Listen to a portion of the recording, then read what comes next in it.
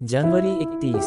नज़र का असर। पाठ नीतिवचन 6 अध्याय 20 से 28 वचन। शरीर का दिया आँख है, इसलिए यदि तेरी आँख निर्मल हो तो तेरा सारा शरीर भी उजियाला होगा। मत्ती 6 अध्याय 22 वचन। जिन लोगों ने यीशु को अपना व्यक्तिगत उद्धारकर्ता ग्रहण किया है उनके लिए आँखों की अभिलाषा एक समस्या है। वे अपने विचारों को पवित्र नहीं रख पाते हैं, फिर वे अपराध बोध से ग्रसित हो जाते हैं। वे जागृति सभाओं में बार बार अपने पापों को मानते हैं और शुद्ध रहने का संकल्प लेते हैं, लेकिन कुछ ही दिनों में असफल हो जाते हैं। इसका क्या कोई हल है? कई युवा इस समस्या से जूझते हैं। इस प्रलोभन के ऊपर जय प्राप्त करने का निश्चय ही एक रास्ता है। हतोत्साहित मत हो। यीशु स्वयं युवावस्था से गुजरे थे। उनकी स्वयं की परीक्षा हुई थी, इसलिए वे सिद्ध समझदारी के साथ हमारी सहायता करने में समर्थ है। इब्रानियों 2 अध्याय 18 वचन। इसलिए आओ हम अनुग्रह के सिंहासन के निकट हियाव बांध कर चले कि हम पर दया हो और वह अनुग्रह पाएं जो आवश्यकता के समय हमारी सहायता करें। इब्रानियों 4 अध्याय 16 वचन।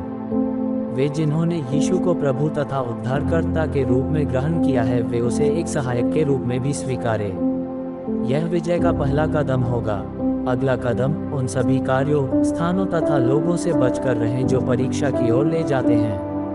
जब पवित्र शास्त्र अन्य दूसरे पापों के विषय में कहता है तो उनका सामना करने की आज्ञा देता है, लेकिन जब शारीरिक अभिलाषा के विषय में बोलता है तब वहां से भाग जाने की आज्ञा देता है। दूसरा तीमुथियुस 2 अध्याय 22 वचन। दूसरा कुरिन्थियों 6 अध्याय 18 वचन। ऐसा क्यों?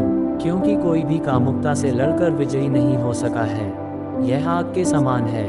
क्या कोई व्यक्ति अपनी छाती पर आग रखें और उसके कपड़े न जले? इसका अर्थ यह नहीं है कि हम सड़क पर आंख मूंद कर चले। आप पहली निगाह को टाल नहीं सकते हैं, ये पाप नहीं है, लेकिन दूसरी को तो रोक सकते हैं। अपनी आंखें प्रभु को समर्पित कर दीजिए और प्रण करिए कि जो वर्जित है उसे लालसा भरी निगाह से न देखे। ऐसे ही निर्णय ने अय्यूब को बचा लिया। अय्यूब 31 अध्याय 1 वचन। हम अपने सिर के ऊपर उकाबों को उड़ने से रोक नहीं सकते हैं, लेकिन निश्चित रूप से अपने सिरों के ऊपर उन्हें घोंसले बनाने से रोक सकते हैं। कभी आलसी न बने। खाली दिमाग शैतान का घर होता है। जब मन खाली होता है तो दुष्टात्माएं उसमें निवास करने के लिए दौड़ पड़ती हैं। मत्ती 12 अध्याय 43 से 45 वचन। बाइबल पढ़िए और अपना हृदय पवित्र शास्त्र के वचनों से भरिए। भजन संहिता 199 अध्याय 11 वचन। रात में जितनी देर आप सोते हैं उतना आप दिन के दौरान काम करिए। अपने आप को बागवानी में, कसरत में और खेलकूद वगैरह में व्यस्त रखें। मैं खुश हूँ कि मेरा धन्य मुक्तिदाता मेरे समान बालक था, ये दिखाने के लिए कि उसके बालक कितने शुद्ध और पवित्र है। यदि मैं उसके कदमों पर चलने का प्रयत्न करूँ, वह कभी नहीं मुझे भूलेगा, क्योंकि वह मुझसे इतना प्यार करता है।